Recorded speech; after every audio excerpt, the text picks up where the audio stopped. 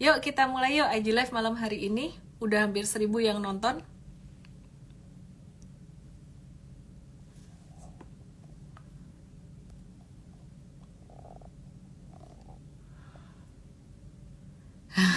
Kian Bu nyangkut sampai sekarang. Invest belum corona, pas trading masuk corona. Hitungannya apa? Enggak, bukan colonials. Tadi Polandra dari zaman Jepang kabar saya. Ini kayaknya colonials juga nih. Oke, ini ada chart di sini di depan aku ini. Ini chart IHSG. Ya, ini sesuai dengan ekspektasi. IHSG-nya tuh bergerak sideways saat ini. Mau ke 73 susah banget di Desember ini. Kenapa? Karena udah naiknya lumayan signifikan dari awal November kemarin. Bottom market terjadi di 1 November atau di akhir Oktober. As anticipated, Oktober jadi bulan reversal. Seperti statistik yang terjadi bertahun-tahun sebelumnya ya. Jadi di Oktober tuh terjadi satu reversal biasanya di bottom gitu. Dan biasanya kalau September Oktober turun, maka di November Desember market cenderung naik seperti yang terjadi saat ini. Meskipun ada beberapa orang window dressing udah terjadi belum sih? Ada nggak sih Santa Claus rally? Ada nggak sih? Sebenarnya udah terjadi sejak tanggal 1 atau 2 November kemarin. Nah, hari ini transaksi itu sekitaran 12,3 triliun rupiah tanggal 18 Desember 2023. Lumayan gede transaksinya, ada di Arto, GoTo, Brand, BCA, dan juga BRPT. Di Arto ini turun 8,1%. Gimana dengan kabar saham perbankan digital lainnya? Nanti kita akan review. Tapi Arto ini naiknya udah ketinggian, jadi dia ada double tops gitu di sini. Terus kemudian kita akan lihat GoTo atau Gojek Tokopedia itu turun sekitaran 7,53%-an hari ini. Dan saat ini kita masih hati-hati, masih wait and see untuk GoTo dan Artonya karena masih akan ada tanda distribusi lanjutan. Jadi kemarin berita tentang TikTok masuk ke Tokopedia sekitar 75%-an mengakuisisi saham dari Tokopedia. Itu sebenarnya justru malah harga sahamnya turun sekitaran pertengahan Desember kemarin ya. Jadi 4 Desember sampai 11 Desember.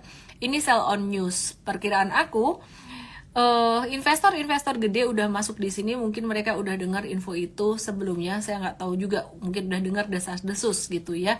Oke, jadi kita sebagai investor retail, kita cuman bisa ngebaca chart dan mengantisipasi resiko. Kalau memang waktu itu ketinggalan peluang di sini, karena kamu belum tahu informasi dari TikTok yang akan masuk ke Tokopedia, ya udah nggak apa-apa, kan masih ada banyak peluang yang lainnya. Yang terpenting jangan masuk di puncak atau jangan masuk di pucuk ketika berita itu muncul dan justru malah investor gedenya buang barang. Intinya kita melindungi diri kita, salah satunya dengan chart. Oke, terus kemudian kita mau review juga untuk beberapa emiten besar, berkapitalisasi besar. Ini ada brand dari grupnya Pak Prayogo Pangestu, di sini masih sideways aja buat brandnya. Jadi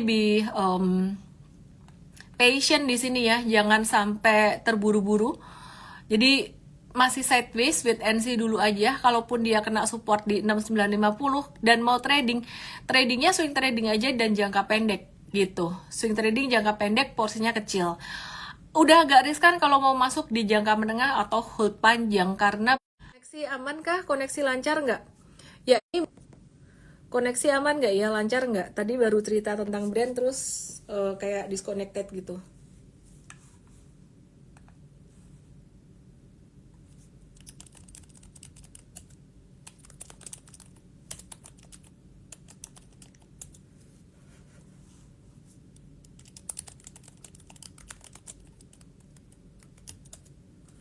Oke, putus-putus. Sekarang masih putus-putus atau udah lancar?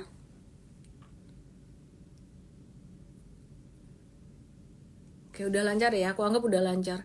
Intinya brand ini be very careful kalau mau trading buy on weakness sekitaran 6950, porsi kecil juga.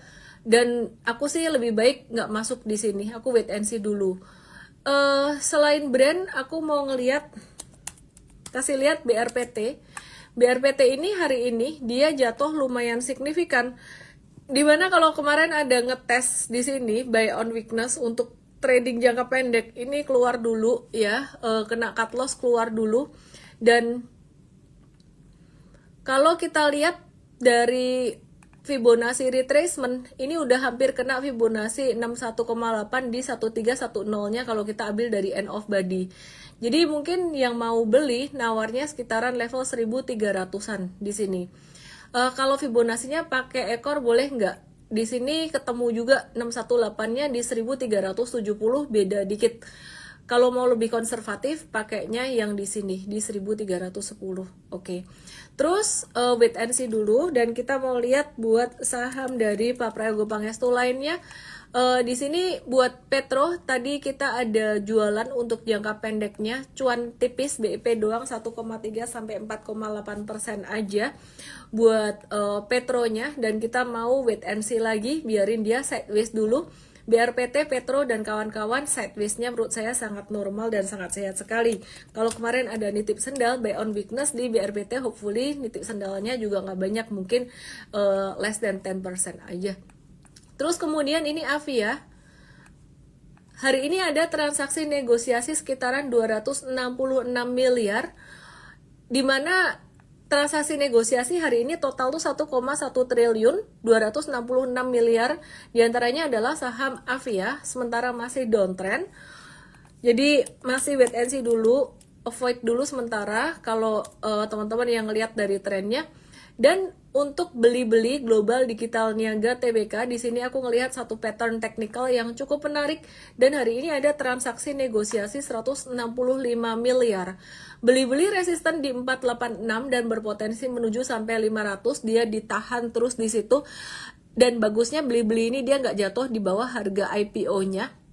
Mungkin cuman sekali, 2 kali, 3 kali. Ini intraday langsung ditarik naik lagi gitu. Jadi harganya menurut aku sih ini cukup stabil ya. Oke, jadi beli-beli apakah bisa di watch untuk investasi buat jangka panjang? Mungkin kalau mau nitip sendal dikit aja lah, nggak apa-apa. Tapi belum sampai kalau diharapkan jadi kayak BCA gitu ya, nggak lah, belum lah ya. Oke, terus kita apa hubungannya beli-beli sama BCA, masih satu grup jarum. Oke, terus kita mau lihat ada saham ASES, S Hardware. Ya, S Hardware hari ini tadi ada satu pantulan yang lumayan signifikan setelah dia nyenggol MA 200-nya di 665 yang merupakan MA kuat. Dan volume transaksi cukup tinggi, tadi dapat di harga tertinggi sekitaran 710-an. Sempat naik sampai 740, terus ada bantingan lagi. Masih lumayan tough buat S Hardware, dia belum akan langsung lanjut naik ke atas ke 795 gitu, enggak. Paling naik tertingginya sekitar 760 aja gitu, jadi sekitaran 680-an dia ada sideways kayak gini.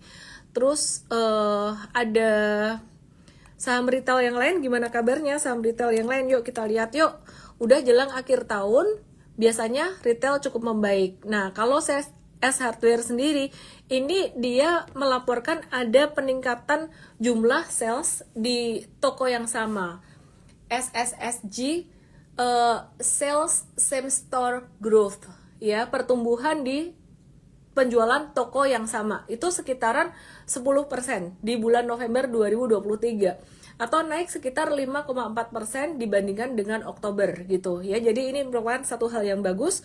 Di akhir tahun biasanya akan tercermin di laporan keuangan akhir tahun yang dirilisnya di Januari, sehingga Januari nanti S Hardware harga sahamnya berpotensi untuk mengalami penguatan karena laporan keuangannya cenderung membaik di akhir tahun. Jadi kalau kalian mau nyicil S Hardware di akhir tahun dengan harapan di Januari nanti dia akan naik atau Februari naik setelah munculnya laporan keuangan full year, cukup reasonable menurut saya. Oke, terus kemudian kita akan lihat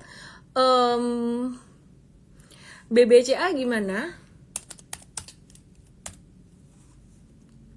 Normal-normal aja BBCA, Big Banks itu nggak akan bergerak signifikan kalau nggak ada berita tentang suku bunga dari The Fed. Jadi ini BCA 14 Desember naik karena suku bunga The Fed ditahan gitu. Jadi sementara ini masih akan sideways aja dan akan rally lagi pada akhir kuartal pertama 2024. Jadi mungkin sekitar bulan April Mei itu baru akan ada penguatan yang signifikan jika suku bunganya di Amerika diturunkan. Dan di 2024 ada potensi suku bunga diturunkan diturunkan di The Fed ya, dari The Fed ya, sehingga itu merupakan satu sentimen yang sangat positif, katalis positif buat sektor perbankan yang sangat sensitif dengan pergerakan suku bunga. Jadi kalau misalkan suku bunga ditahan atau suku bunga diturunin, itu saham cenderung naik, dan yang paling sensitif tuh sektor perbankan, terutama big banks. Yang kedua adalah sektor perbankan digital. Oke, terus kita mau review, ini ada yang minta direviewin. Let me check.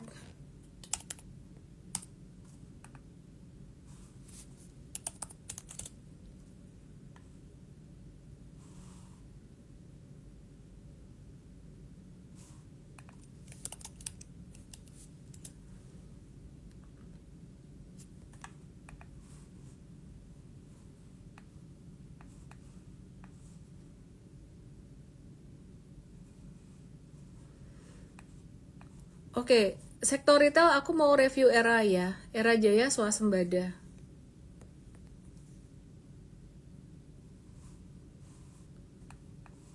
Ya, yuk kita lihat Era Jaya Swasembada di sini. Jadi dia sempat breakdown di 1 November dan sideways. Sekarang baru keluar dari masa sideways-nya hari ini tadi dengan volume transaksi yang lumayan signifikan, sehingga Era juga bisa di watch. Selain Era, kita akan review juga untuk Ralls. Ralls ini biasanya lebih aktif di momen jelang Lebaran. Cuman dia downtrendnya udah mulai ketahan juga di 478, sehingga Era ini perlu bisa di watch juga. Mitra Adi Perkasa gimana kabarnya? Sama-sama sektor retail semuanya lagi sideways semua. Jadi boleh di watch. Apa kabarnya Sido? Era besok HK jangan juga sih Kuang Chen.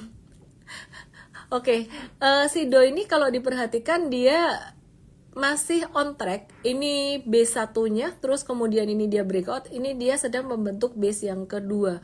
Jadi wait and see dulu buat yang pegang Sido. Masih oke trennya buat di hold. Thank you buat yang baru aja follow aku. Di sini ada Gabriel Huang lagi started following me, dan jangan lupa yang di sebelah kanan bawah itu ada tombol anak panah kayak tombol pesawat gitu, pesawat kertas. Bisa tolong dipencet share ke teman-temanmu semuanya ya. Aku mau review beberapa saham yang sempat naik signifikan dan bisa di watch untuk retracementnya.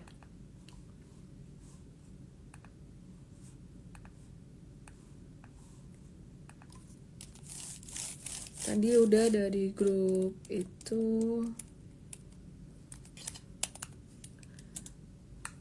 Pani hari ini kita keluar. Cuman Pani ini di level 4740 breakdownnya hari ini keluar karena pembatasan risiko untuk mathematical stop loss. Tapi untuk technical stop loss belum. Di 4740 atau 4750-an breakdown dari sini baru dia trennya sebenarnya jadi balik sideways lagi. Di atas 4750 ini sebenarnya trennya masih oke, tapi kita ada pembatasan risiko secara mathematical money management. Tekim belum, masih sideways. TPIA jangan, dia udah ketinggian, wait and see dulu. Pani itu kita profit taking atau bentar, let me check. Oh, Pani profit taking. Ya. 6 hour ago profit taking Pani. Cuan.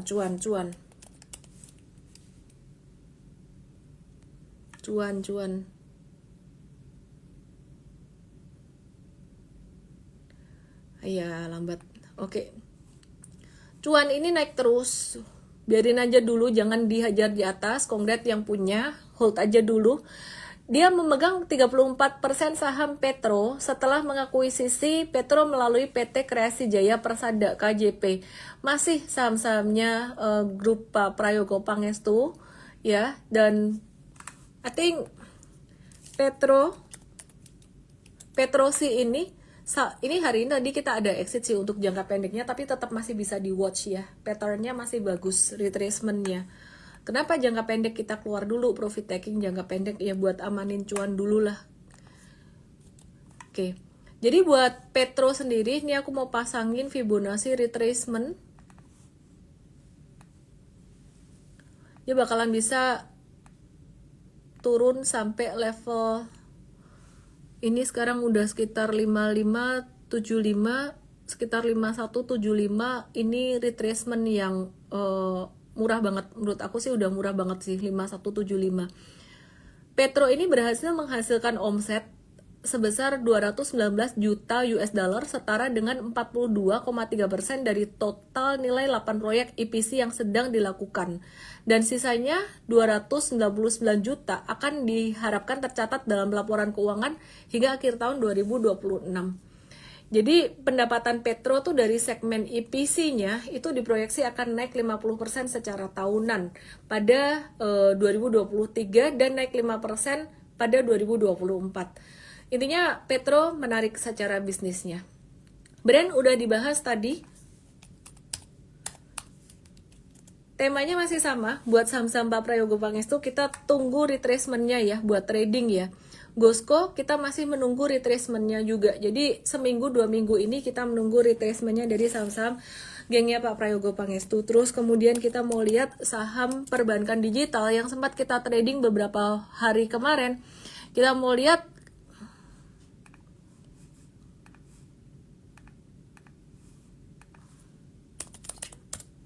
BBYB. BBYB kita masih nge-hold dari tanggal 23 November. 23 November itu di sini aku mau tandain di sini 23 November yang hijau ini. Jadi pas ada pantulan di support, terus kemudian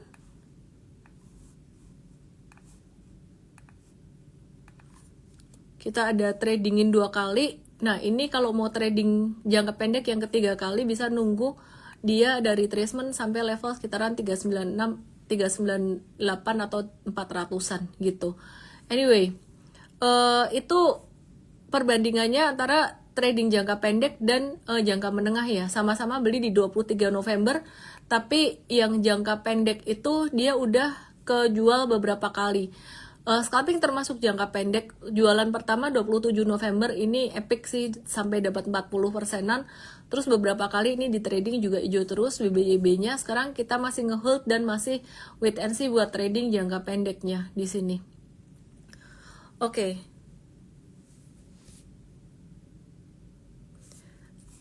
Cuan lepas atau hold? Ini ada yang nanya.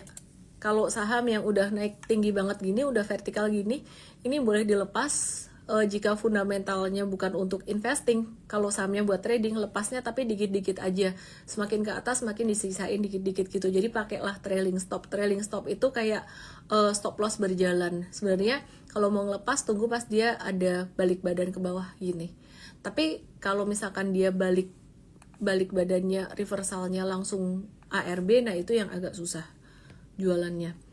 Agro udah bagus belum? Tanya Rekario. Sama seperti BBYB dan saham perbankan digital lainnya, mereka akan retrace dulu dalam beberapa hari ini, and that's normal retracement. Pattern paling cakep BBYB, jadi wait and see dulu. Bagaimana dengan kabar saham-saham dari sektor kesehatan? Seperti contohnya KF, memang menarik secara teknikal patternnya, tapi kita mewaspadai likuiditas atau bid over. Bid overnya nggak terlalu signifikan bagus gitu ya, jadi lonjakannya lumayan tinggi di sini, bisa jadi dia bid overnya jadi kering lagi. Jadi yang mau trading di KF, pasang trailing stop, dia bisa naik sampai level 1450-an. Hati-hati, banyak sekali ekor-ekor di atas. Tradingnya lebih bagus trading sehari cuan bungkus, sehari 2 hari cuan bungkus, udah gitu aja. Dan belinya pas jatuh di bawah, jangan pas naik seperti ini. Oke, terus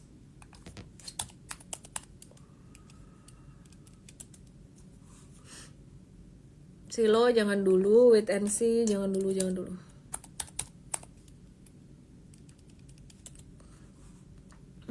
Hill jangan dulu, masih sideways. Tamar Ranuraya sama kayak KF, kalau besok naik lagi waktunya buat jualan, kalau beli pas turun aja. Toba itu dia hari ini breakout, cakep breakoutnya. Likuiditas masih belum stabil, jadi tadi kita nggak rekom buy, kita aware kalau dia breakout. Ini bisanya buat yang modal kecil, trading modal kecil banget gitu. Jadi rawan profit taking sekitaran 360 370. Yang modal kecil silahkan profit takingnya mungkin dekat-dekat area itu, stop loss di bawah 276. BPJS kata Mukhtar Nasri, beli pagi jual sore itu cocok buat saham-saham yang patternnya macam IRA dan KF. Ini entah kenapa geraknya mereka selalu mirip, kayak di masa pandemi dulu juga geraknya mirip. AMRT nggak mau. PTBA, aku ke KLBF dulu biar satu sektor sekalian. Masih nggak kemana-mana. Kalbe Pharma secara monthly-nya masih oke di area support, jadi bisa beli dan simpan untuk 3 bulan ke depan. Omed di sini juga liquidity-nya nggak terlalu besar. Kita ada trading buy juga, cuman di sini porsinya kecil banget, 5%. Kita saraninnya kecil aja, kayak ngetes doang sebenarnya. Jadi yang paling aman dari sektor farmasi lebih atau kesehatan lebih ke Kalbe Pharma yang bisa di hold agak lamaan. Unilever enggak dulu, nanti dulu. Arto tadi udah dibahas di awal.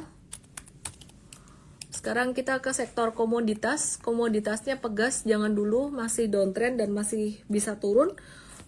Antam lagi sideways dulu. Kalau mau beli dekat-dekat 15.95 itu lebih low risk ya. Terus PGEO tadi udah dibahas kayaknya. Ya, PGEO jangka menengah kita ngehold, jangka pendeknya kita udah jual. Wait and see dulu kalau mau masuk lagi buat jangka pendek.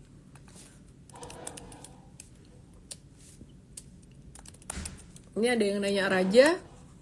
Rajanya patternnya mirip kayak saham-saham grup Pak Prayogo Pangestu. Dia butuh retracement dulu sebenarnya. Akan sangat bagus kalau dia bisa retrace sampai level 1300. 1310. Oke. Bentar ya. Goto udah. Ayam dong. Ada Ronaldo nggak? Hahaha. Halo Ray. Ayam belum, lagi sideways. Belum juga. Menurut aku marketnya udah nggak ada katalis yang signifikan sampai akhir tahun nanti. Tinggal ngelanjutin sektor perbankan aja, perbankan digital dan perbankan digital. Sementara itu dulu sih, perbankan digital dan grup Pak Prayogo Pangestu. Semoga kalian nggak bosen karena kita lagi nunggu retracementnya. Sedangkan kalau perbankan digital itu paling retracementnya 1-2 hari lagi. Kalau grupnya Pak Prayogo Pangestu mungkin sekitaran sampai, ini hari apa sih? Ini hari Senin ya, Kamis atau Jumat, kira-kira kayak gitu. Rokok gimana? Ya, aku bahas yang rokok. Mau pemilu gimana kabarnya? Belum ada tanda-tanda. Belum ada tanda-tanda juga buat HMSP-nya. Adaro bagi dividen, ya udah biarin aja. Emiten batubara masih akan bagi dividen kok, lumayan. Nikel belum. Kita lagi nge-watch dulu, dia udah di level bawah gitu, tapi belum deh, masih downtrend lebih besar, arus turunnya masih lebih besar. Harum yang udah ada tanda-tanda sideways, cuman ini dia juga lagi bentuk pattern. Ini ada yang membaca pattern sebagai pattern double bottom, tapi ada juga yang ngebaca ini sebagai pattern inverse pennant.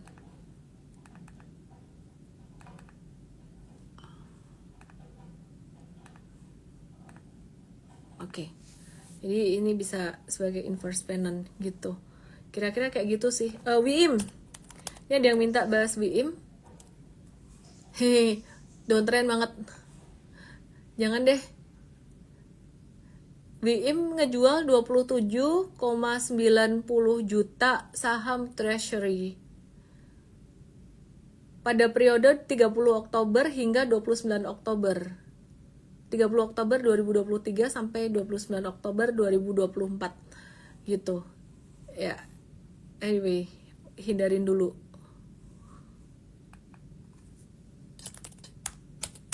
SRTG ini banyak kelolaan dia, portfolio dia tuh yang di sektor komoditas seperti yang aku udah pernah bilang, yang lagi agak slow down. Jadi wait and see dulu. Oke, teman-teman, kira-kira gitu dulu. Ya, kita lagi buka early bird 1 untuk workshop super trader bulan Mei 2024 nanti. Jadi yang mau dapat investasi early bird, belakangan ini banyak banget yang mau dong yang Januari diselipin udah nggak bisa sih. Mau diselipin kayak gimana lagi, kita udah ngebatasin jumlah pesertanya.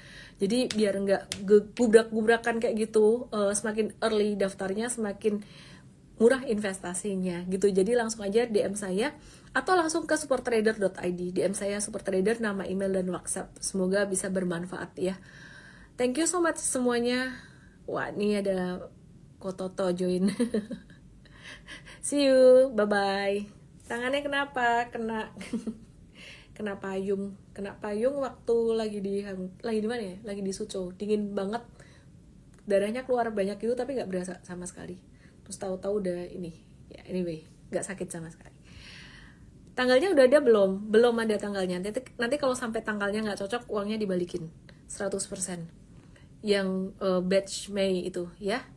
Thanks so much. Dadah.